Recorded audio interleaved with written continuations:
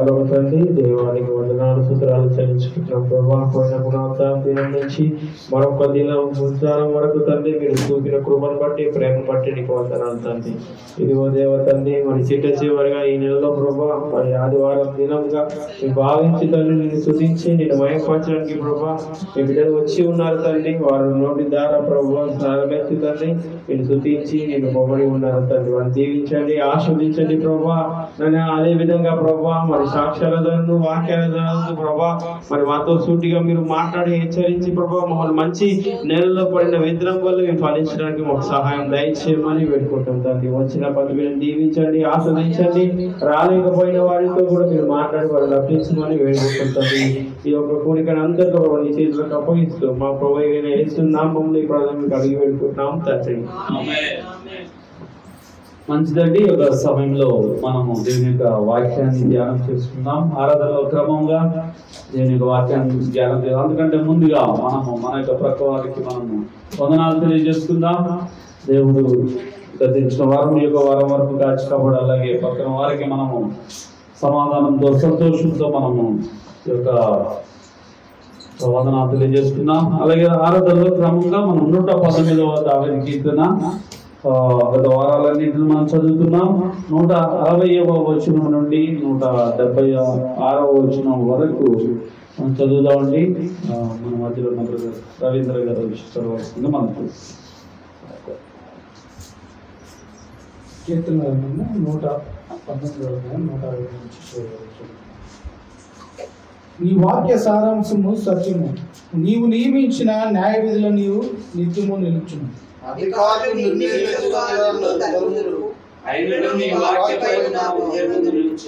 విస్తారమైన దోపు సొమ్ము సంపాదించిన వాని వలె నీవిచ్చిన మాటను బట్టి నేను సంతోషించుచున్నాను.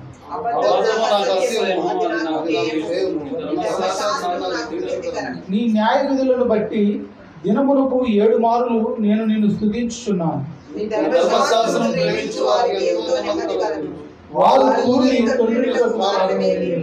యెహోవా, నీ రక్షణ కొరకు నేను కనిపెట్టుచున్నాను. నీ ఆజ్ఞలను అనుసరించి నడుచుకొనుచున్నాను. నా మార్గముల నీవు నీ ఎదుటనున్నవి, నీ ఉపదేశములను నీ శాసనములను నేను అనుసరించుచున్నాను.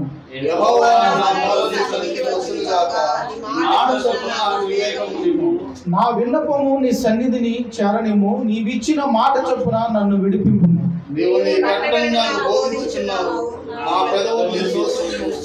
నీ ఆజ్ఞల నీవు న్యాయములు, నీ వాక్యమును గూర్చి నా నాలుక పాడును.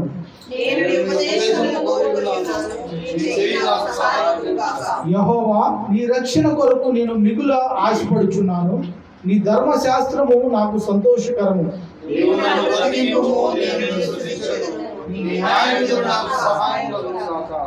తప్పిపోయిన గొర్రె వలె నేను త్రోవ విడిచి తిరిగి తిని నీ సేవకుని మీదకి పడుకోను. వాక్యం దేవుడు దీవించుగాక. ఆమేన్. దయచేసి అందరం కూర్చుందామండి. స్థలంలో కూర్చుందాం. దేవుడు మనకు అనుగ్రహించిన యొక్క సమయాన్ని బట్టి దేవునికి స్తోత్రం కలుగుగాక. హల్లెలూయా, హల్లెలూయా. కూర్చోండి అమ్మ, కూర్చోండి.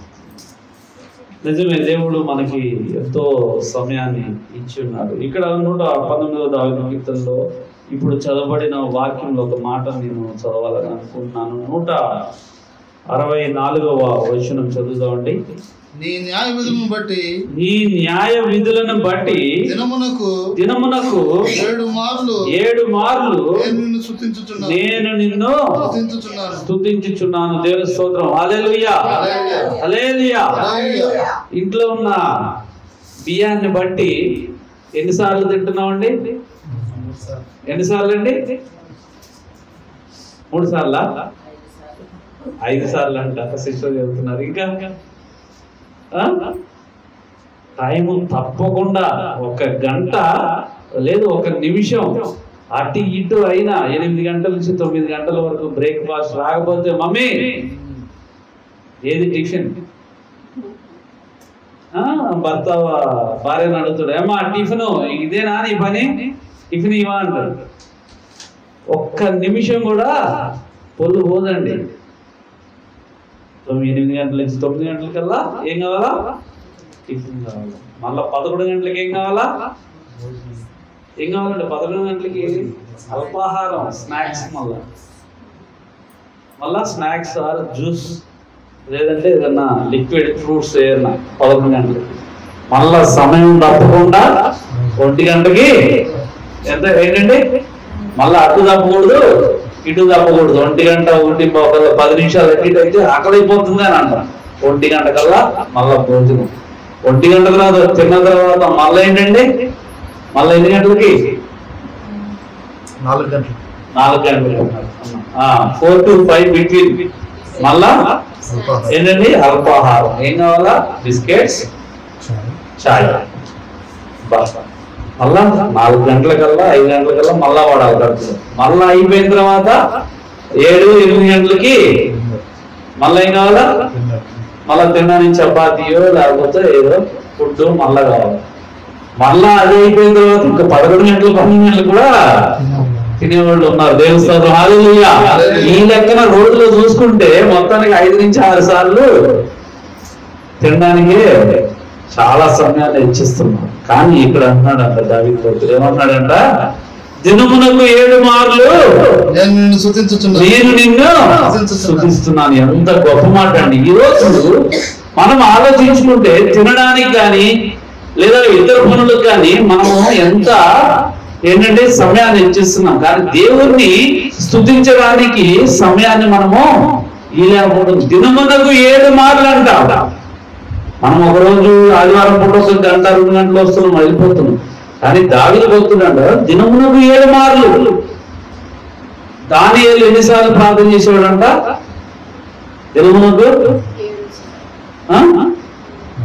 దినమునకు ఎన్నిసార్లు? 3 సార్లు. దానియేలు. మనం ఎన్నిసార్లు చేస్తున్నాం? ప్రార్థన చేసేటప్పుడు, తినేటప్పుడు చేస్తాం. తినేటప్పుడు అది ప్రార్థన గుర్తు అట్లా కాదు చేసేది. మన యొక్క ప్రార్థన అనేది దేవునికి మనకి అనుసంధానం అయినప్పుడే, కనెక్టింగ్ అయినప్పుడే. నేను ఎవరికైనా ఫోన్ చేశాను అనుకోండి, మల్లేశ్వరానికి ఫోన్ చేస్తే ఫస్ట్ టైం కలవదు.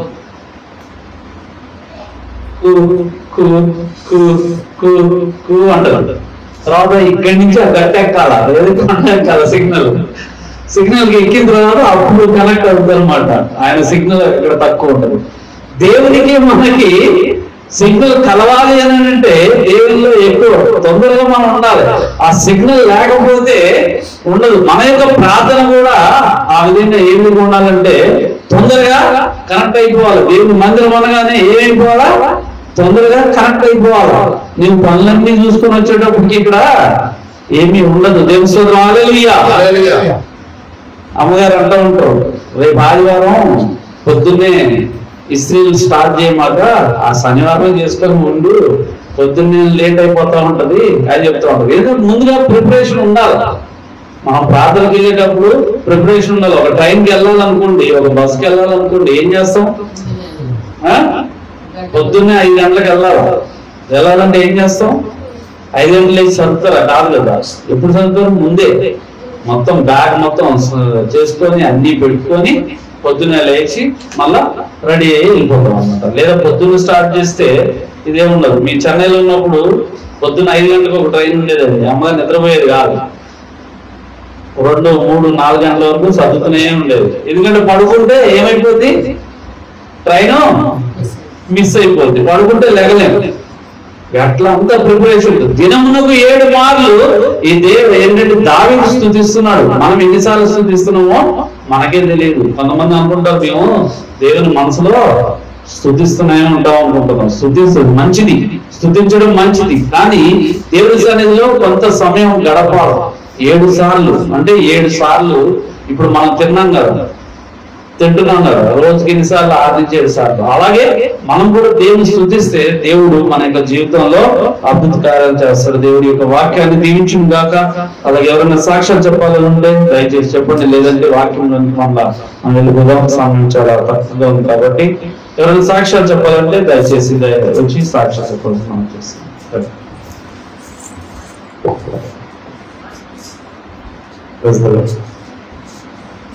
నేను చెప్పిన సెక్షన్ ఈ ఆదివారం సన్నిధిలో గడపాలని చెప్పేసి నేను అంటే మొన్న శుక్రవారం నాడు సాయంత్రం మా మేడం చెప్పింది పొద్దున్న శ్రీశైలం పోవాలి 6-7 గంటలకి. వాళ్ళ తమ్ముడు రాకపోతే నేను రావాలి.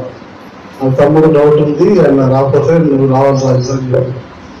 కానీ నాకు పాస్టర్ గారు ఎప్పుడో మాట చెప్పేది సోమవారం నుంచి స్టార్ట్ చేయమని ఇప్పుడు ఆదివారం మళ్ళీ మీ సన్నిధిలో గడపాలి, దానికి నాకు సమయం కావాలని.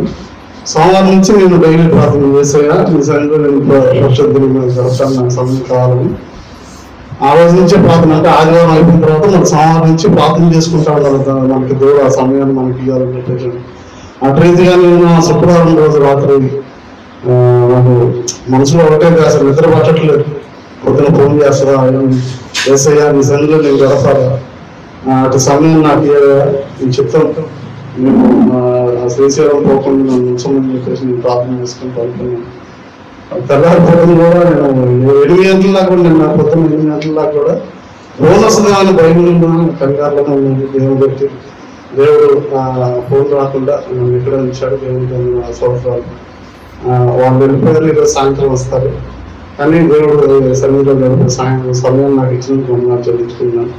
అలాగే అత్తాపూర్ చంద్రబాబు గారు పోయిన ఆదివారం నేను అక్కడ పునరుద్ధరణ రోజు అక్కడికి సాగారు మంచిగా గడపడం జరిగింది. ఆయన సోమవారం నాడు కంటాపూర్ సుఖం తీర్చుకోవడం జరిగింది. అది దాని తర్వాత ఆయనకి కడుపులో కూర్చుని చెప్పేసి ఆ రోజు సాయంత్రము తెల్లారు మళ్ళీ టెస్టులు చేయించుకుంటే హార్ట్ అటాక్ వచ్చేలా ఉంది, స్టంట్ వేయించుకుంటే మంచిదని చెప్పేసి సీరియస్గా ఉందని చెప్పి చెప్పారని. అప్పుడు ఇమీడియట్లీ మన అపోలో హాస్పిటల్ తీసుకొచ్చి ఆపరేషన్ చేయించారు. ఆ పాస్టర్ గారి గురించి ఎంతో మంది కన్నీటి ప్రార్థన చేశారు. కన్నీటి ప్రార్థన దేవుడు వద్దన కాకుండా ఆపరేషన్ మంచిగా జరిగించి నిన్న సాయంత్రం డిశ్చార్జ్ చేశారు. నిన్న మధ్యాహ్నం నుండి బాబుని కలిసి రావడం జరిగింది. దేవుడు ఎంతో ఆశ్చర్యకరంగా కుటుంబంలో కార్యం జరిగించాడు. ఎందుకంటే మనకెవరికి తెలియదు ముందుగా మనకి హార్ట్ అటాక్ వస్తుందని, కానీ దేవుడు ముందు అది బయలుపరిచి దాన్ని అందరికి తెలియజేసి ఆపరేషన్ చేయించాడు. అందుని బట్టి దేవుని పరిమాణించాడు సాక్షి గురించి. ఆ కుటుంబం గురించి కూడా ఇవన్నీ ప్రాబ్లం వాళ్ళు ఏం చెప్పారంటే 10 రోజుల వరకు ఎవరు రావద్దండి ఇటు సైడ్, 10 రోజులు కంప్లీట్ బెడ్ రెస్ట్ రావాలన్నారు, ఇన్ఫెక్షన్ వస్తుందని చెప్పి చెప్పారు. అక్కడ ఈరోజు ఆదివారం వాళ్ళ పాప ప్రేయర్ నడిపిస్తున్నారు. ఆ ప్రేయర్ కూడా దేవుడు ఆశీర్వదించాలని సాక్షి దేవుడు.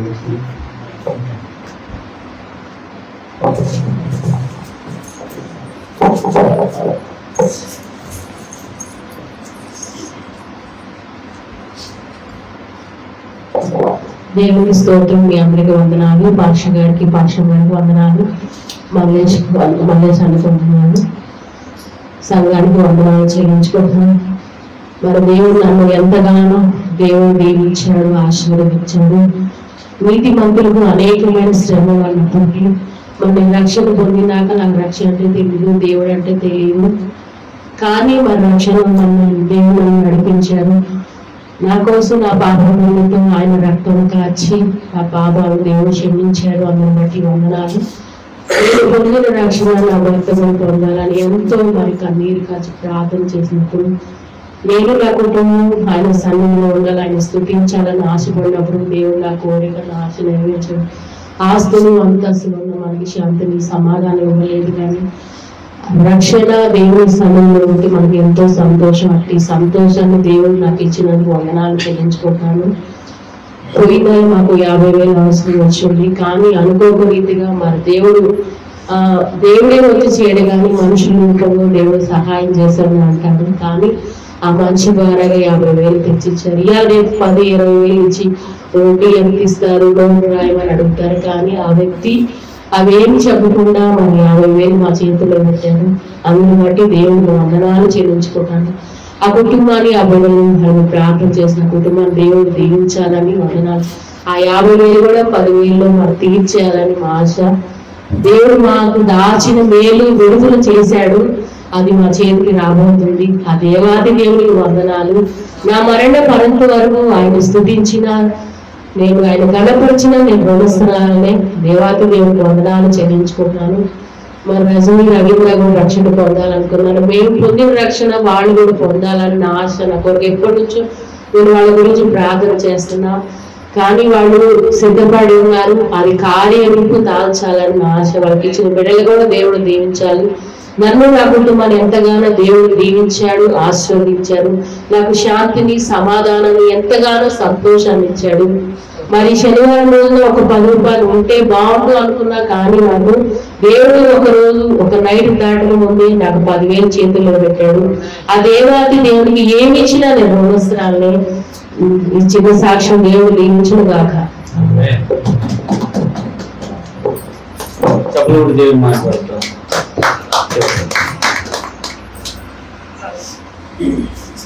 సరే, ప్రార్థన చేసుకున్నాం అండి. తలలో ఉంచండి, ప్రార్థన చేసుకున్నాం. దేవుడు యొక్క సాక్ష్యం చెప్పిన బిడ్డలు యొక్క జీవితాల్లో దేవుడు చేసిన గొప్ప మేలు కొరకు మనందరం దేవుని స్తోత్రం చెల్లిస్తాం. హల్లెలూయా, హల్లెలూయా, హల్లెలూయా, స్తోత్రం. వాక్యం నిమిత్తం ప్రార్థన చేద్దాం. పరిశుద్ధుడా, ప్రేమ కలిగిన మా తండ్రి, ఘనమైన దేవా, నీ యొక్క పరిశుద్ధ నామములు స్తోత్రం చెల్లించుకుంటున్నాం. ఆయన విధంగా సమయంలో బిడ్డలు సాక్షాత్ చెప్తున్నారు. నిజమైన నీవు దాచించిన మేలు ఎంతో గొప్పది ప్రభువా.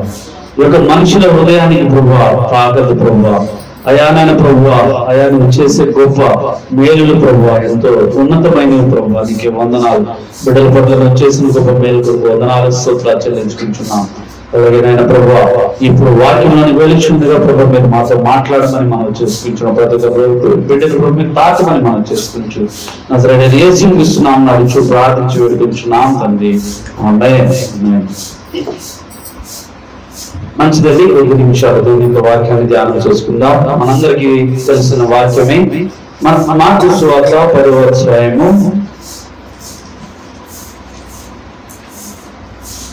ఇక్కడ కొన్ని వచనాలు ఉన్నాయి. దయచేసి ఎవరినొకరు చదవండి. 17వ వచనం నుండి 27వ వచనం వరకు చదువుకోండి. ఆయన బయలుదేరి మార్గమున పోవచుండగా చదవండి. ఒకడు పరిగెత్తుకుని వచ్చి ఆయన ఎదుట మోకాళ్ళుని, సద్బోధకుడా, నిత్య జీవనకు వారసుడగుటకు నేనేమి చేయదని ఆయన అడిగాను.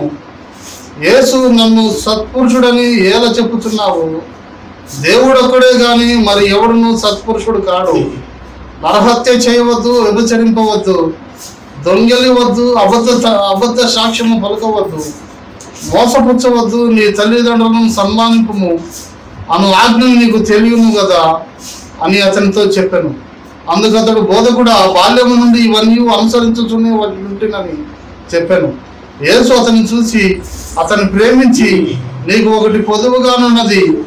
నీవు వెళ్ళి నీకు కలిగినవన్నీ అమ్మి బీదలకిమ్ము, పరలోకమందు నీకు ధనము కలుగును. నీవు వచ్చి నన్ను వెంబడించమని చెప్పాను. అతడు మిగులు ఆస్తి గలవాడు గనుక ఆ మాటకు ముఖము చిన్నబుచ్చుకొని దుఃఖపడుచు వెళ్ళిపోయాను. అప్పుడు యేసు చుట్టూ చూసి, ఆస్తి గలవారు దేవుని రాజ్యంలో ప్రవేశించుట ఎంతో దుర్లభమని తన శిష్యులతో చెప్పాను. ఆయన మాటలకు శిష్యులు విస్మయం ఉందిరి. అందుకు యేసు తిరిగి వారితో ఇట్లనెను, పిల్లలారా, తమ ఆస్తి యందు నమ్మకించు వారు దేవుని రాజ్యంలో ప్రవేశించుట ఎంతో దుర్లభము. ధనవంతుడు దేవుని రాజ్యంలో ప్రవేశించుట కంటే ఒంటె సూది బెజ్జంలో దూరుట సులభము. అందుకు వారు అత్యధికముగా ఆశ్చర్యపడి, అట్లయితే ఎవడు రక్షణ పొందగలడని ఆయన అడిగిరి. యేసు వారిని చూసి, ఇది మనుషులకు అసాధ్యమే గాని దేవునికి అసాధ్యము కాదు. దేవునికి సమస్తము సాధ్యమే అని. దేవుని స్తోత్రం. హల్లెలూయా. దేవునికి ఏంటంటే సమస్తము సాధ్యమే. ఏంటంటే ఎంత గడ్డు పరిస్థితినైనా దేవుడు ఏం చేస్తాడంటే సాధ్యపరుస్తాడు. ఎప్పుడంటే దేవుణ్ణి నమ్మినప్పుడు. ఇక్కడ మనం చూస్తే 10 వచనాల్లో నుంచి మనం అందరం చదివాము. ఒక సన్నివేశాన్ని మనం చూస్తున్నాం. ఒక వ్యక్తి, ఆ వ్యక్తి ఆ యొక్క సమయంలో చాలా మంచి వ్యక్తి. ఒక మంచి వ్యక్తి అంటే ఎవరండి? మంచి వ్యక్తి అని ఎవరిని అంటారు? మంచి పనులు చేసేవాడిని మంచి వ్యక్తి అంటారు. చెడ్డ పనులు చేసేవాడిని చెడ్డ వ్యక్తి అంటారు. ఇతను మంచి వ్యక్తి. మంచి వ్యక్తే కానీ అతనికి ఒక డౌట్ ఉంది. నేను మంచివాడినే, నేను అనేక పనులు నేను చేస్తున్నా, నేను అనేక మందికి డొనేషన్ చేస్తున్నాను, అనేక మందికి నేను ఉద్యోగాలు ఇస్తున్నాను, లేదా అనేక మందికి నేను అనేక రకాలుగా నేను సహాయం చేస్తున్నాను. కానీ ఏంటండి, నాకు ఏదో ఒక వెలితి అక్కడ కనబడుతుంది, ఏదో ఒకటి మనశ్శాంతి లేదు. ఆయనకి ఏంటంటే ఏదో ఒక మనిషి అన్ని ఉన్నా కానీ, అన్ని జరిగిస్తున్నా కానీ, అన్ని చేస్తున్నా కానీ ఆయనకి మనశ్శాంతి లేదు. లేనప్పుడు అక్కడికి వచ్చాడు యేసుక్రీస్తు ప్రభువు దగ్గరికి వచ్చి తన్ను తాను ఏంటంటే ఒక గొప్పవారిగా చూపించుకోవాలని చెప్పేసి, నేను అందరికంటే గొప్పవారిగా చూపించుకోవాలని చెప్పి యేసుక్రీస్తు ప్రభువు దగ్గరికి వచ్చి, అయ్యా నిత్య జీవమునకు వారసుడగుటకు నేనేం చేయాలి అని చెప్పేసి అడుగుతాడు. నిత్య జీవాన్ని పొందుకోవాలంటే నేనేం చేయాలి? ఈ కాలంలో నిత్య జీవం కావాలి అని అంటే ఏం చేస్తున్నారు అంటే, చాలా మంది కొంతమంది చర్చెస్ లో ఏంటంటే అవి జల్లేస్తారు. ఏది పోపు వీళ్ళు ఉంటారు కదా, వాళ్ళది ఇట్లా జల్లేగానే అది తీసుకోగానే ఆశీర్వాదం తీసుకోగానే ఏమైపోతారండి, వాళ్ళంతా పాప క్షమాపణ కలిగిపోయి వాళ్ళంతా ఏంటంటే ఆ యొక్క రోజువారు ఇట్లా వేసేటప్పటికి పాప క్షమాపణ అయిపోయి వాళ్ళంతా పరలోకంలో స్థానం కల్పించుకుంటారు. ఇంకోటి ఏంటంటే, ఇంకో పూర్వకాలంలో కూడా ఇక పోపులు ఎవరైతే ఉన్నారో వాళ్ళందరూ వచ్చి వీళ్ళు ఆయన దగ్గరికి వచ్చి ఎవరైతే పాపము క్షమాపణ పొందుకోవాలో అక్కడికి వచ్చి ఒక పత్రం రాసి ఇయ్యాలంట. ఎక్కడ? పోపు గారికి ఇయ్యాలి. ఇస్తే వాళ్ళ యొక్క పాపాలన్నీ క్షమించబడిపోతాయి. ఇవన్నీ మానవులు కింద ఇక్కడ చేసుకున్న వాళ్లే. కానీ దేవుని రాజ్యాన్ని పొందుకోవాలి అని అంటే అది వేరుంది. అది వేరు అని అంటే దేవుడు ఇచ్చిన అది మార్గం వేరు. ఈ మనుషులు ఎవరు మనకు పాపాలు క్షమించే వారు కాదు. ఈ మనుషులు ఎవరు కూడా ఏంటంటే పాపాన్ని క్షమించేంత అర్హత కలిగిన వారు కాదు. దేవుని స్తోత్రం, హల్లెలూయా. దేవుడు ఒక్కడే. ఈ యొక్క వ్యక్తి కూడా వచ్చి, అయ్యా నిత్య జీవానికి వారసుడగుటకు నేనేమి చేయాలి? నిత్య జీవం పొందుకోవాలి. నాకు అన్ని ఉన్నాయి, ధనం ఉంది, అంతస్తులు ఉన్నాయి, నాకు అన్ని ఉన్నాయి, వైభోగ్యం ఉంది, మంచి అందం ఉంది, అన్ని ఉన్నాయి, కానీ నాకు నిత్య జీవము కావాలి. ఈనాడు చాలా మంది అన్ని ఉన్నా కానీ మనశ్శాంతి లేదు, మనశ్శాంతి లేదు, మనశ్శాంతి లేదు. వారి జీవితంలో నిద్రపడదు, వారి జీవితంలో కరెక్ట్ గా అన్నం తినే ఇది కూడా లేదండి. వారి జీవితంలో మంచిగా పడుకున్నా ఇది కూడా లేదు. ఒకటే టెన్షన్స్ తో ఉంటారు. వారికి ఏం లేదంటే వాళ్ళకి నిద్రపడదు, టెన్షన్, మనశ్శాంతి లేదు. వారి యొక్క జీవితంలో నెమ్మది లేదు. వారి యొక్క జీవితంలో ఎన్నడూ అశాంతితోనే ఉంటారు. కానీ బయటకు వచ్చేటప్పటికి చాలా ఇదిగా ఉంటారండి. మనం రాజగ్రంథంలో చూస్తే నయమాన్ అని ఒక వ్యక్తి ఉన్నాడు. నయమాను ఒక వ్యక్తి, అతను ఏంటంటే సర్వ సైన్యాధిపతి, ఒక మంచి దృఢముగా కలిగిన వ్యక్తి, చాలా హైట్ గా ఉన్న వ్యక్తి, సైన్యాన్నే, సిరియా రాజ్యంలో ఉన్న సైన్యాన్నే గడగలాడించే వ్యక్తి, సైన్యాన్ని శత్రువులు సైన్యాన్ని గడగలాడించే వ్యక్తి. తర్వాత ఆ యొక్క సిరియా సైన్యాన్ని ఆ యొక్క క్రమబద్ధీకరించే ఒక వ్యక్తి, చాలా వ్యక్తి, మంచి వ్యక్తి. కానీ అతను సైన్యాన్ని చేసే వ్యక్తి, కానీ అతనికి ఏంటంటే ఏముందంటే ఏముందండి, కుష్టి రోగం ఉంది. కుష్టి రోగం అనమాట, కుష్టి రోగము. ఆయన గొప్పవాడే కానీ, ఆయన అంతస్తు, ఆయన యొక్క స్టేటస్ పెద్దదే కానీ, తనకు కలిగిన యొక్క కుష్టి రోగం వల్ల తన యొక్క జీవితంలో, తన మనసులో రోజు పడుకునే ముందు అనుకున్నచ్చు, అయ్యో నేను ఈ యొక్క రాజ్యంలో అందరినీ వెళ్తున్నాను, కానీ ఈ యొక్క రోగము నన్ను బాధపడుతుంది, ఈ యొక్క రోగము నన్ను బాధపడుతుంది అని చెప్పేసి చాలా బాధపడుతూ ఉన్నాడు. దేవుని హల్లెలూయా, బాధపడుతూ ఉన్నాడు. నిజమే, మన యొక్క జీవితంలో అన్ని కలిగి ఉన్నా కానీ లోటు, ఏదో ఒక చోట లోటు ఉంటది అనమాట. ఆ లోటులో మనల్ని ఏం చేస్తారంటే సైతాను బాధ పెడతా ఉంటారు. ఈ దేవుని యేసుక్రీస్తు ప్రభువు దగ్గరికి వచ్చిన వ్యక్తి కూడా ఏంటంటే అన్ని నేను చేస్తున్నాను, కానీ నాకు ఒకటి కొద్దిగా ఉంది. ఏం కొద్దుగా ఉంది? యేసుక్రీస్తు ప్రభువు అంటాడు, అయ్యా నువ్వు ధర్మశాస్త్రాన్ని నువ్వు చదివావు కదా, నువ్వు జ్ఞానివే కదా, నీకు ఏంటంటే ఇక్కడ దేవుడు ఇక్కడ మనం చెప్తే యేసు సత్పురుషుడా, ఇక్కడ మోకాళ్ళుని సహోదరుడా, నిత్య జీవమునకు వారసుడెవడకు నేనేమి చేయవలనని ఆయన అడుగుగా, యేసును సత్పురుషుడు దేవుడు ఒకడే కానీ ఎవడను సత్పురుషుడు కాదు. ఏం చెప్తున్నాడండి? నువ్వు నిత్య జీవానికి వెళ్ళాలంటే ఏమేం చేయాలంట? ఏమేం చేయకూడదంట చెప్పండి. నెంబర్ 1 నరహత్య చేయవద్దు, వ్యభిచరింపవద్దు, దొంగిలించవద్దు, సాక్ష్యం పలకవద్దు, మోసపుచ్చవద్దు, నీ తల్లిదండ్రులను సన్మానింపుము అని ఆజ్ఞలను నీకు తెలియను కదా యేసుక్రీస్తు ప్రభువు అంటున్నారు. అయ్యా నువ్వు నిత్య జీవం కావాలని నువ్వు అడుగుతున్నావు, నిత్య మార్గం కావాలని నువ్వు అడుగుతున్నావు. ఫస్ట్ మొట్టమొదటిగా నీ యొక్క ఏంటంటే నరహత్య చేయవద్దు. ధర్మశాస్త్రము దేవుడిచ్చిన ధర్మశాస్త్రాన్ని, మోషే రాసిన ధర్మశాస్త్రాన్ని నీకు తెలుసు కదా. నరహత్య చేయవద్దు, దొంగిలించవద్దు, ఏంటంటే వ్యభిచరించవద్దు, ఏంటంటే అపసాక్ష్యం పలకవద్దు, తర్వాత మోసపుచ్చవద్దు, తల్లిదండ్రులను సన్మానించాలి అని చెప్పేసి అన్నప్పుడు ఈ యొక్క పాయింట్స్ మనకుంటే, మన యొక్క జీవితంలో ఉంటే మనము ఎక్కడికి వెళ్ళామండి? పరలోక రాజ్యానికి వెళ్ళలేం. ఒకవేళ ఎదుటి వాళ్ళని మోసం చేయాలంటే పరలోక రాజ్యం మనది కాదు. ఇంకొకరిని నరహత్య చేయాలంటే మనది కాదు. ఇంకా ప్రాముఖ్యమైనది నీ యొక్క తల్లిదండ్రులను సన్మానించాలి.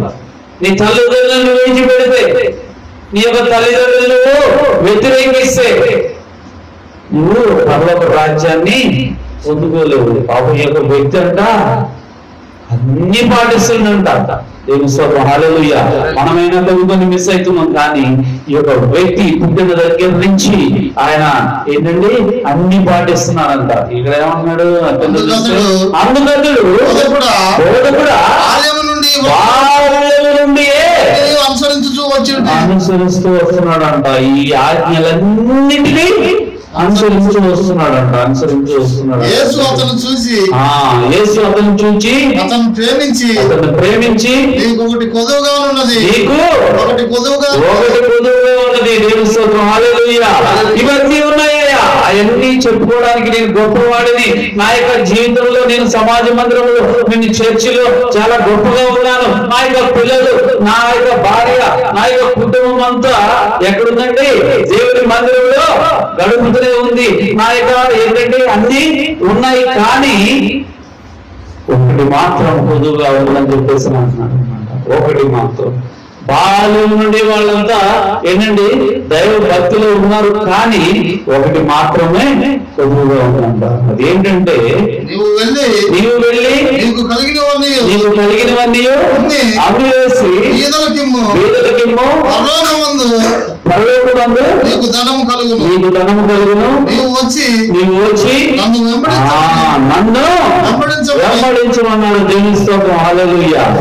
ఏం చెప్తున్నాడంటే నీకు అన్ని అనుభవిస్తున్నావు, అన్ని ఉన్నాయి కానీ నీకు ఒకటి కొద్దుగా ఉన్నది. ఏంటంటే నువ్వు లోకాన్ని అనుసరిస్తున్నావు, లోకంలో ఉన్న వాటి కోసం నువ్వు పాటుపడుతున్నావు, లోకంలో ఉన్న వాటి కోసం నువ్వు ఎక్కువగా ప్రేమిస్తున్నావు, లోకాన్ని ప్రేమిస్తున్నావు. కాబట్టి నీకు అది కొద్దుగా ఉంది. ఏంటంటే కొద్దుగా రక్షణ అనేది నీకు కొద్దుగా ఉంది. దేవుని స్తోత్రం, హల్లెలూయా.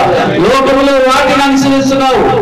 యోహాను పత్రికలో మనం చూస్తే లోకంలో ఉన్న వాటిని ఏంటంటే జీవపు డమ్ము అంట. ఈ లోకంలో ఉన్న వాటినైనాను ప్రేమించద్దు. అదేంటంటే జీవపు డమ్మము. లోకం మనల్ని ఏం చేస్తుందంటే నిత్య జీవంలోనికి రాకుండా అదేం చేస్తుందంటే మార్చేస్తుంది. ఒకళ్ళు మార్చేసింది ఎవరండి చెప్పండి? ఒకళ్ళు మార్చేసింది మొట్టమొదటి కాలం, అనాది కాలంలో ఆదాము కాదండి. ఎవరు మార్చింది? అవ్వను మార్చేసింది. ఫస్ట్ అవ్వను మార్చిన తర్వాత ఆదాము పడిపోయాడు. దేవుని స్తోత్రం, హల్లెలూయా. ఈ లోకంలో ఉన్న వాటిని చూచి ఏం చేసిందంటే ఆ లోకంలో ఉన్న వాటిని అన్నిటిని చూపించేసింది. ఎవరికి? అవ్వకు చూపించేసింది. అప్పటి వరకు దేవుని సన్నిధిలో మంచిగా ఉన్న వ్యక్తులు సాతాను ఏం చేసిందంటే ఆ లోకంలో ఉన్న ఆ యొక్క చెట్టు పండును తినవద్దని చెప్పి ఆజ్ఞాపించాడు. ఆజ్ఞాపించినప్పుడు ఆ యొక్క పండు చూచినప్పుడు ఎట్లుందండి?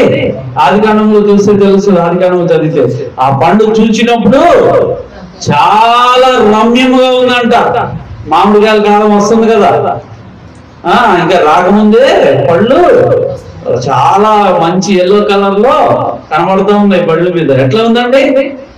రమ్యముగా ఉంది అన్నమాట.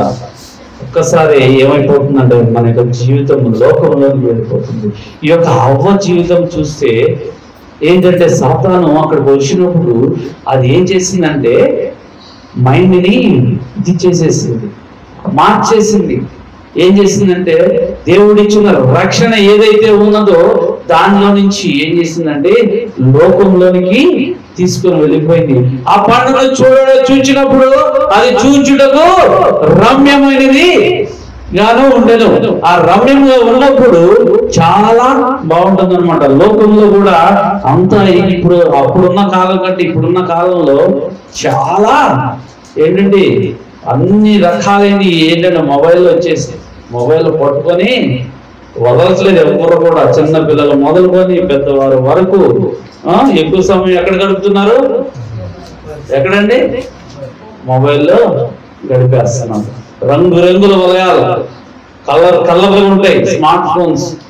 ఆ స్మార్ట్ ఫోన్ ఒక్కసారి ఓపెన్ చేయగానే, మనమేం ఓపెన్ చేయక్కర్లేదండి, ఒక్కసారి ఆన్ చేయగానే అలర్ట్స్ వచ్చేస్తాయి. అట్రాక్టింగ్, ఇదిగో ఈ ఆఫర్ ఉంది, ఆ ఆఫర్ ఉంది, లేదంటే ఈ స్లోగన్స్ వస్తాయి. ఏది పైన అట్రాక్టింగ్ తో ఏది మీరు పెడతారు కదా కామెంట్స్, తమ్మునెల్స్. ఈ కాలంలో పాస్టర్లు కూడా పెట్టేస్తున్నారు తమ్మునెల్స్. ఒక్కోసారి ఆ విషయం ఏముండదు, లోపలికి వెళ్ళి చూడగానే ఏంటంటే అది క్లిక్ చేయగానే అది మొత్తం వీడియో చివరి దాకా ఏదో చెప్తా ఉంటారు, కానీ విషయం అంతా ఏమీ ఉండదు. తమ్మునైల్స్ ఏంటంటే అది అట్రాక్టింగ్. దాంట్లో చూస్తే ఏమొస్తాయి, ఏదో మనీ అట్రాక్టింగ్. ఈ కాలంలో పాస్టర్స్ కూడా చాలా మంది అట్రాక్టింగ్, ఏది సమాధిలో నుంచి వచ్చిన వ్యక్తి ఇంకో వ్యక్తి పొద్దున మొబైల్ తెరిస్తే క్రైస్తవ జనాంగాన్ని కూడా పక్కతో పట్టించేస్తున్నారు. దేవుని స్తోత్రం, హల్లెలూయా. సైతాన్ ఆ విధంగా చేస్తారు, రమ్యముగా చూపించేస్తా ఉంటది. అసలైన సత్యాన్ని విడిచిపెట్టేసి అసత్యాన్ని ఎక్కువగా ఇచ్చేస్తా ఉంటది. ఎవరండి? సైతాన్. ఈ యొక్క వ్యక్తికి కూడా ఏముందంటే ఆ యొక్క ధర్మశాస్త్రాన్ని ధ్యానిస్తున్నాడు కానీ, ఆ యొక్క బైబిల్ ధ్యానిస్తున్నాడు కానీ, అన్ని చేస్తున్నాడు కానీ ఆయన జీవితంలో అసలైనది లేదు. అసలైనది లేకపోవడం వల్ల ఆయన యొక్క జీవితంలో ప్రశాంతత అనేది లేదు, శాంతి అనేది లేదు. శాంతమ్మ అని చెప్పి పేరు పెట్టుకుంటారండి ఒక వాళ్ళలో శాంతి ఉండదు, అశాంతి. అలాంటి పరిస్థితుల్లో ఉంటారు. ఇంకా ఏంటంటే ఇంకా అనేక మంది, చాలా మంది ఆనంద కుమార్ అని పెట్టుకుంటారు. ఆనంద కుమార్కి ఆనంద కుమార్ వాళ్ళ ఇంట్లో ఆనందమే ఉండదు. దేవుని స్తోత్రం, హల్లెలూయా. మన యొక్క పేరులో కాదు, మన యొక్క కుటుంబంలో కాదు, మన యొక్క జీవితంలో ఏంటంటే శాంతి కావాలి. ఆ యొక్క శాంతి కావాలి అని అంటే, నిత్య జీవము కావాలి అని అంటే మనం ఎక్కడికి రావాలని అంటే, ఎక్కడికి రావాలండి? దేవుని సన్నిధికి. అన్ని విడిచిపెట్టి నన్ను వెంబడించు. ఈయన అంటాడు, అయ్యా నేను చిన్నప్పటి నుంచి నా తల్లిదండ్రుల్ని సన్మానిస్తున్నాను, వారిని చక్కగా నేను చూసుకుంటున్నాను, వారికి ఎటువంటి లోటు లేకుండా నేను చూసుకుంటున్నాను. వెరీ గుడ్, మంచిది. నరహత్య చేయొద్దని చెప్పాడు. నేను ఎవరిని ఇంతవాటికి నేను చీమకు కూడా హాని చేయలేదయ్యా అని అంటున్నాడు. సూపర్ అని అంటున్నారు. ఇంకండి నరహత్య చేయవద్దు, వ్యభిచరించవద్దు, తర్వాత ఇంకా అబద్ధ సాక్ష్యము పలకవద్దు. అసలు నా నోట్లో నుంచి అబద్ధాలే రావండి. నేను మంచిగా ఉంటాను, నా యొక్క జీవితంలో అబద్ధాలే నా యొక్క జీవితంలో లేవు. సూపర్, మంచిది. తర్వాత మోసపుచ్చవద్దు. నీ యొక్క జీవితంలో మోసం చేయవద్దు, పక్కన వాళ్ళని మోసం చేయవద్దు. నేను ఎప్పుడు మోసం చేయనండి, నేను నా జీవితంలో ఎప్పుడు ఎవరిని నేను మోసం చేయలేదు. ఆయన చాలా గొప్పగా చెప్పుకుంటున్నాడు, నేను ఇవన్నీ నా బాల్యం నుండే నేను చేస్తున్నాను, నేను చాలా మంచివాడిని అని చెప్పేసి యేసుక్రీస్తు ప్రభువారి దగ్గర చెప్పుకుంటున్నప్పుడు ఆయన ఏం చెప్తున్నాడంటే, నీకు ఇంకా ఒకటి తక్కువగా ఉన్నది, నీకున్నవన్నిటిని వదిలేసి ఎక్కడికి రమ్మన్నాడు, నన్ను వెంబడించు. దేవుని స్తోత్రం, హల్లెలూయా. ఈ యొక్క కాలంలో, ఈ యొక్క సమయంలో ఏంటంటే, మనము నిత్య జీవము మనము కలిగి ఉండాలంటే, దేవుడిచ్చే ఆశీర్వాదాలు మనం పొందాలంటే, మనం ఈ లోకంలో వాటిని అన్నిటినీ విడిచిపెట్టేసేయాలి. ఎప్పుడైతే నువ్వు విడిచిపెట్టడం అంటే వాళ్ళు వదిలేసి సన్యాసం తీసుకోవడం కాదండి. వారికంటే ఎక్కువగా ఎవరిని ప్రేమించాలి? దేవుని ప్రేమించాలి. ఏదైతే మనము దేవుని కంటే ఎక్కువగా ప్రేమిస్తామో అది దూరం అయిపోతుందంట. చాలాసార్లు చూసుకోవాలి, చాలాసార్లు మనం చాలా వింటా ఉంటాం, దేవుని కంటే ఎక్కువగా దేనిని ప్రేమించవద్దు. కింద వాక్యాలు అంటాడు, నీ తండ్రినైనను, నీ తల్లినైనను, నీ కుటుంబమునైనను నువ్వు ప్రేమిస్తే నీకు అక్కడ పరలోక రాజ్యము. మనం చదువుకోండి అక్కడ,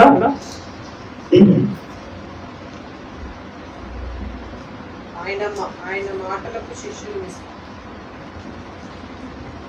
కింద 29వ వచనం, 28వ వచనం, పేతురు ఇదిగో మేము సమస్తమును విడిచిపెట్టి నిన్ను వెంబడించుదామని అతనితో చెప్పసాగాను. అందుకు యేసు ఇట్లనెను, నిమిత్తమును స్వార్థ నిమిత్తమును ఇంటినైనను, అన్నదమ్ములనైనను, అక్క చెల్లెళ్ళనైనను, తల్లిదండ్రులనైనను, పిల్లలనైనను, భూములనైనను విడిచిన వాడు ఇప్పుడు ఇహమందు హింసలతో పాటు మూడొంతులుగా ఇండ్లను, అన్నదమ్ములను, అక్క చెల్లెళ్ళను, తల్లులను, పిల్లలను, భూములను,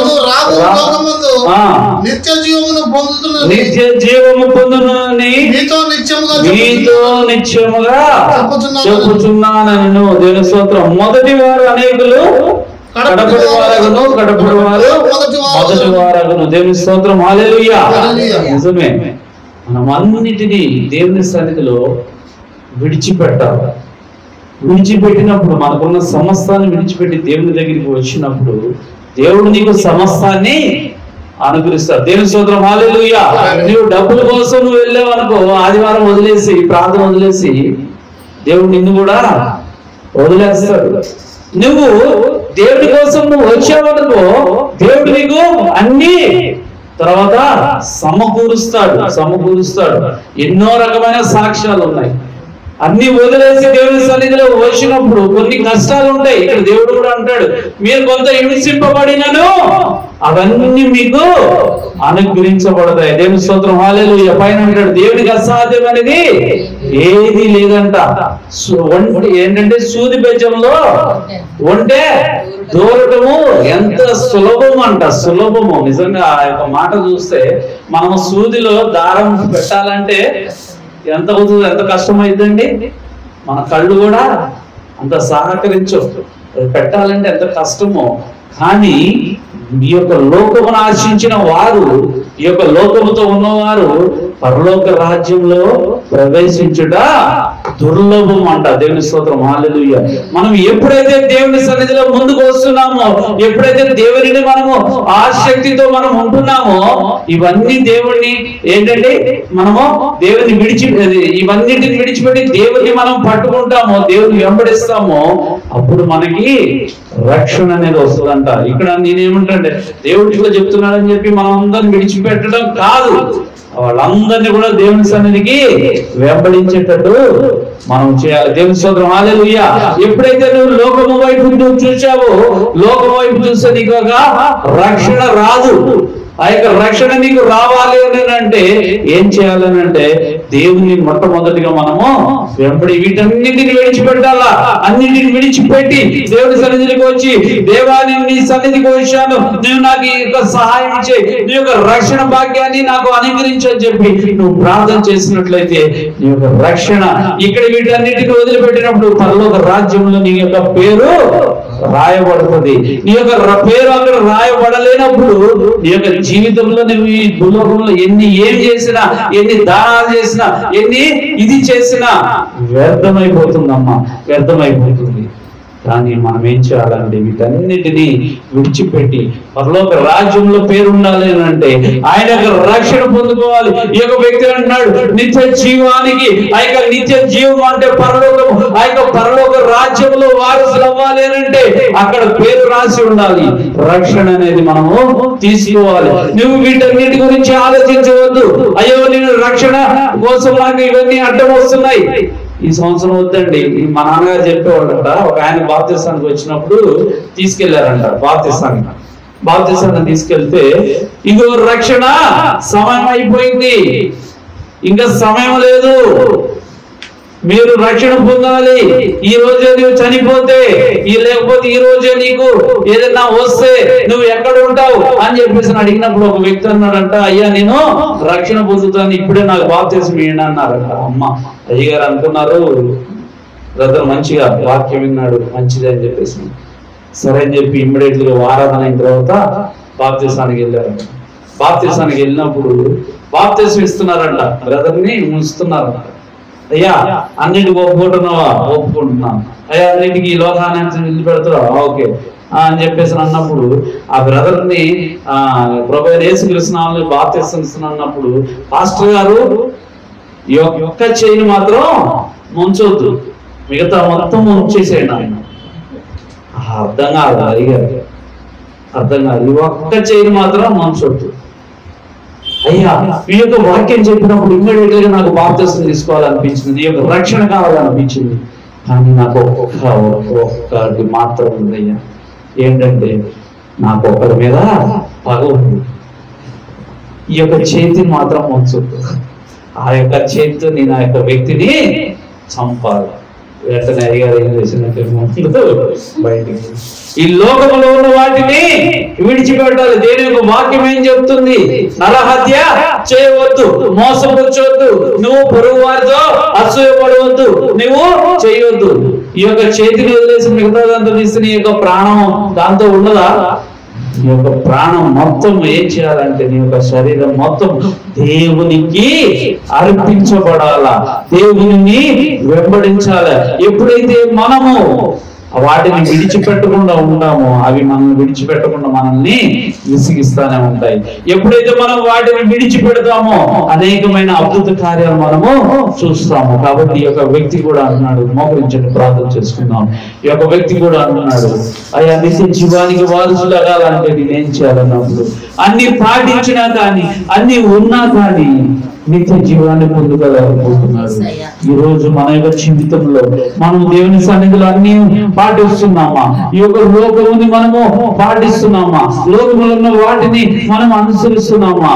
ప్రియమైన సహోదరి సహోదరుడా, ఈ రోజు దేవుడిని అడుగుతున్నాడు, నీవు నిత్య జీవానికి వెళ్ళాలి అంటే ఆయన యొక్క రక్షణ పొందుకోవాలి.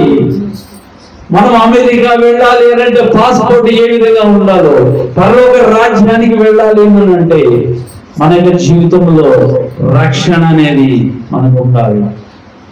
పరలోక రాజ్యంలో నీ యొక్క పేరు లేనట్లయితే నిత్య నరకానికి నువ్వు వెళ్ళిపోతావు. ఈ రోజు నీ యొక్క సన్నిధి, ఈ రోజు నీ యొక్క ప్రాణం దేవుడు అడిగితే, సైతాను నీ యొక్క ప్రాణం తీసుకుంటే, ఒకవేళ నీవు మరణిస్తే నువ్వు ఎక్కడికి వెళ్ళిపోతావు? ఒకసారి ఆలోచించుకో. ఈ యొక్క లోకాన్ని విడిచిపెట్టేసి, లోకంలో ఉన్న వాటిని విడిచిపెట్టు, దేవుని అనుసరించు, రక్షణ పొందుకో. దేవుడు ఈ యొక్క వ్యక్తి కూడా అంటున్నాడు, అయ్యా నేను అన్ని అనుభవించాను, అన్ని నా దగ్గర ఉన్నాయి, అన్ని నేను బైబిల్లో ఏదైతే ఉన్నదో, ధర్మశాస్త్రంలో ఏదైతే ఉన్నదో ప్రతి ఒక్కటి నేను చేస్తున్నాను.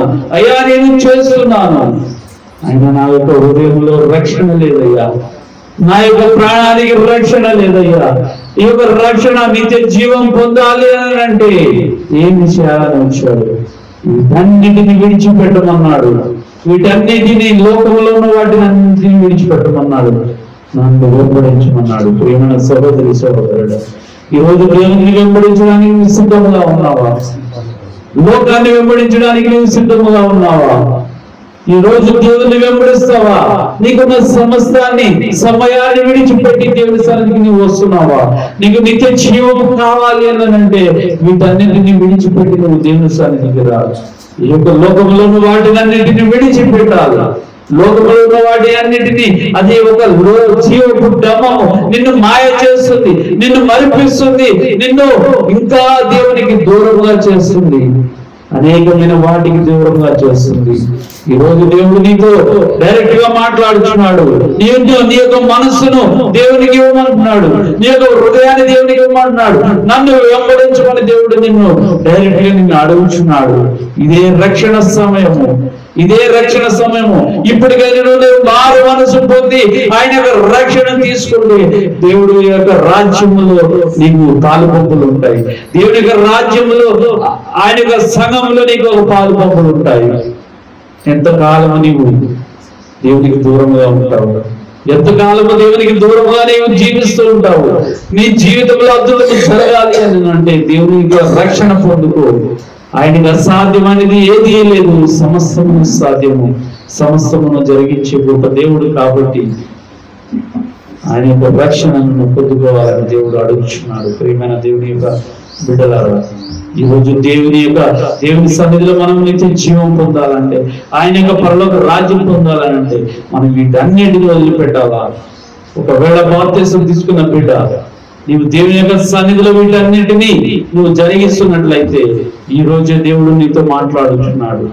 నువ్వు వీటన్నిటిని విడిచిపెట్టు, దేవుని యొక్క రాజ్యాన్ని వెతుకు, అప్పుడు అన్నిటిని నీకు అనుగ్రహిస్తానని దేవుడు వాగ్దానం చేస్తున్నాడు. నా నీతిని నా రాజ్యాన్ని వెతకమంటున్నాడు. అప్పుడు అవన్నీ మీకు దొరుకుతాయి. మీకు కావలసిన వాటిని దేవుడు అనుగ్రహిస్తాడు. ఈ రోజు నువ్వు లోకంలో వెంట పడుతూ, లోకములో వాటి కొరకు ఆశపడుతూ, లోకం వైపు వెంబడిస్తున్నావేమో. దేవుడు నీతో మాట్లాడుచున్నాడు. వాటన్నిటిని విడిచిపెట్టి దేవుని యొక్క సన్నిధికి రా. రక్షణ లేని బిడ్డ, ఇదే మంచి సమయము, ఇదే అనుకూలమైన సమయము. ఒకవేళ నీవు మరణిస్తే నువ్వు ఎక్కడికి వెళ్ళిపోతావు? నరకానిక, పరలోకానిక? ఒక్కసారి మన యొక్క జీవితాలతో మనం మాట్లాడుతున్నాం. నీకు రక్షణ కావాలి. ఈ యొక్క అన్ని అనుభవం, అన్ని ధనవంతుడై అన్ని ఉన్న వ్యక్తికి ఆ యొక్క నిత్య జీవం లేక మనశ్శాంతి లేక ఆ యొక్క మనస్సు ఎంతో అల్లలాడుతూ ఉన్న మనిషి వచ్చి దేవుని దగ్గరికి వచ్చి ఏం చేశాడంటే దేవుని దగ్గర అడిగాడు. కానీ ఆ యొక్క వ్యక్తి యొక్క జీవితం ఏంటంటే లోకంలోకి వెళ్ళిపోయి. ఈ రోజు దేవుడు నిన్ను అడుగుతున్నాడు. దేవుని వెంబడించినట్లయితే, దేవుని యొక్క మార్గంలో నువ్వు నడిచినట్లయితే దేవుడు నీకు గొప్ప మార్గాన్ని, గొప్ప ఆశీర్వాదాన్ని కలుగజేస్తాడు. ఒక సమయంలో ప్రార్థన చేసుకున్నాం. హల్లెలూయా, హల్లెలూయా. దేవుడి యొక్క వాక్యాన్ని మనకు అనుగ్రహించినందుకు మన యొక్క చేతులైతే దేవుని స్తుతిని చెల్లిస్తాం. హల్లెలూయా, హల్లెలూయా, హల్లెలూయా. ఈ వాక్యం ప్రతి ఒక్క హృదయంలో ఫలించినట్లుగా ప్రార్థన చేద్దాం. ఒకరు ప్రార్థన చేయండి. ప్రేరేపణ కలిగిన వరకు ప్రార్థన చేయండి. స్తోత్రములు తండ్రి, స్తోత్రములు పరిశుద్ధ ఆత్మదేవానికి లెక్కలేని వందనాలు, స్తోత్రం చెల్లించుకుంటున్నా. పరిశుద్ధులు విశ్రాంతిను ప్రభా నీ సన్నిధికి మమ్మల్ని నడిపించి ప్రభా నీ సన్నిధిలో ప్రభా నేను స్తుతించి ఆరాధించి గణపరిచే భాగ్యాన్ని ప్రభా మీరు మా అందరికీ మీరు దయచేసినందుకు వందనాలు చెల్లించుకుంటాము తండ్రి. మీ సన్నిధిలో పాటల ద్వారాగా, ఆరాధన ద్వారాగా, సాక్ష్యం ద్వారాగా, వాక్యం ద్వారాగా యేసయ్యా మీరుండి మీరే మహిమ ఘనత చెల్లించుకున్నందుకు వందనాలు చెల్లించున్నాయా. నీ సల్లు ఒక దినం గడుత 1000 దినాలు శ్రేష్టమన్నా దేవా నీకు వందనాలు చెల్లించుకుంటున్నాను. ఇటు కృప ఇటు ధన్యతలు ప్రభా మా అందరికీ మీరు దయచేసినందుకు వందనాలు. ఈ దినపు కూడికి ప్రభా వినామంలో ఘనంగా జరిగించుకున్నందుకు వందనాలు చెల్లించుకున్నాను. అయ్యా వచ్చిన బిడ్డలు మీరు దీవించండి. ఇంకా రాలేని బిడ్డలు మరొక వారాన్ని నడిపించి అయ్యా యేసయ్య కూడికిని ఆదరించి అంతవరకు ఘనంగా మీరు జరిగించుకున్నందుకు వందనాలు చెల్లించుకుంటూ మీ దాసు కుటుంబాన్ని మీరు దీవించండి, ఆశీర్వదించబడచ్చు. అయ్యా ఈ ఉదయకాల సమయంలో ప్రార్థన ఆయా ఆలకించి మహిమ ఘనత పొందుకోవచ్చు. యేసు పరిశుద్ధుడు వేడుకుంటున్నాము తండ్రి. ఆమేన్. సమయంలో కానుకలు సమర్పణ చేద్దామండి. పాట పాడుతుండగా కానుకలు సమర్పణ చేసుకుందాం.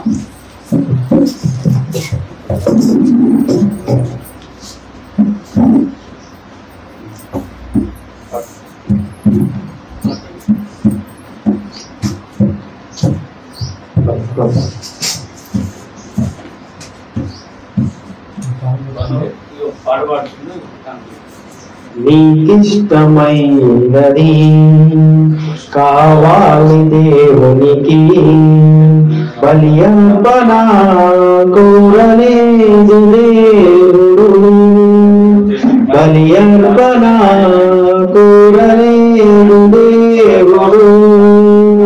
ప్రభు మనసు తెలుసుకో, వాక్యాన్ని చదువుకో, నీకిష్టమైనది కావాలి దేవునికి, బలి అర్పణ కోరలేదు దేవుడు. కయ్యేను అర్పణ తెచ్చాడు దేవునికి, హేబేలు అర్పణ నచ్చింది దేవునికి. కయ్యేను అర్పణ తెచ్చాడు దేవునికి, హేబేలు అర్పణ నచ్చింది దేవునికి. అర్పించు వాటి కంటే అర్పించు మనిషి ముఖ్యం, అర్పించు వాటి కంటే అర్పించు మనసు ముఖ్యం. నచ్చాలి మొదట నీవే, కావాలి మొదట నీవే, నీకిష్టమైనది కావాలి దేవునికి, బలి అర్పణ కోరలేదు దేవుడు, బలి అర్పణ కోరలేదు దేవుడు. దేహాన్ని దేవునికి ఇవ్వాలి కానుకగా, క్రీస్తు వలె దేహం కావాలి యాగముగా. దేహాన్ని దేవునికి ఇవ్వాలి కానుకగా, క్రీస్తు వలె దేహం కావాలి యాగముగా. నీ ధనము ధాన్యము కంటే ఒక పాపి మార్పు ముఖ్యం, నీ ధనము ధాన్యము కంటే ఒక పాపి మార్పు ముఖ్యం. ప్రకటించు క్రీస్తు కొరకే, మరణించు పాపి కొరకే, నీకిష్టమైనది కావాలి దేవునికి, బలి అర్పణ కోరలేదు దేవుడు, బలి అర్పణ కోరలేదు దేవుడు. ప్రార్థన చేసుకున్నాం. తలలో ఉంచండి. ప్రార్థన చేసుకున్నాం. ఇంకా కానుకల నిమిత్తము అలాగే ఇక ప్రార్థన చేసుకుందాం. తలలో ఉంచండి. ప్రార్థన చేసుకుందాం. స్తుతి స్తోత్రం స్తోత్రం స్తోత్రం స్తోత్రం. పరిశుద్ధుడానికి వందనాలు స్తోత్రాలు. అయా నాయన అర్పింపబడిన కానుకల ప్రభావ మీరు దీవించమని మనం చేసుకుంటున్నాం. అయా నాయన ప్రభావ యొక్క బిడ్డలు ఇచ్చిన ప్రభావ అయా హస్తాల ప్రభావ మీరు దీవించండి. వారి యొక్క చేతి పనిని ప్రభావ మీరు ఆశీర్వదించమని మనం చేసుకుంటున్నాం. అయా నీ యొక్క బిడ్డలుగా ప్రభావ బిడ్డలు నాయన ప్రభావ ఎంతో నాయన ప్రభావ మరలా అయా లోకంలోనికి వెళ్ళిచుండగా అయా మీరే వారితో ఉండమని మనం చేసుకున్నాం. వారు చేయించిన ఆ యొక్క పనుల్లో ఎక్కడైతే పనులు చేయించున్నారో వారి యజమాన ప్రభు మీరు దీవించండి. అయా బిడ్డల ఎడల ప్రభావ దయగలిగిన బిడ్డలుగా ప్రభు మీరు చేయమని మనం చేసుకుంటున్నాం. అలాగే నీ యొక్క కృపా కనకరంతో నింపండి ప్రభావ. అలాగే నాయన ప్రభు యొక్క కుటుంబాన్ని అయా నాయన యొక్క సంఘాన్ని ప్రభావ సంఘంలో ఉన్న ప్రతి ఒక్క కుటుంబాన్ని ప్రభావ మీరు దీవించండి. చిన్నవారు మొదలుకొని ప్రభావ వృద్ధుల వరకు నాయన ప్రభావ నీ యొక్క కాపుదల ప్రభు మీరు అనుగ్రహించమని మనం చేసుకుంటున్నాం. అయా సంఘంలో ఉన్న అయా ఎవరైతే అనారోగ్యంగా ఉంటే ప్రభావ మీరు అయా నాయన ముట్టడి స్వస్థపరచమని మనం చేసుకుంటున్నాం. నీ యొక్క కృపా కనకరంతో నింపమని అయా నజరేయుడైన యేసుక్రీస్తు నామమున నడుచు ప్రార్థించి వేడుకొచ్చున్నాం తండ్రి. ఆమేన్. మన తండ్రి అయిన దేవుని యొక్క కుమారుడైన యేసుక్రీస్తు యొక్క పరిశుద్ధాత్మ యొక్క సహవాసం కొడు వచ్చిన మనకును సమస్త పరిశుద్ధులకు సదాకాలంతో నడిపించును గాక. ఆమేన్ ఆమేన్.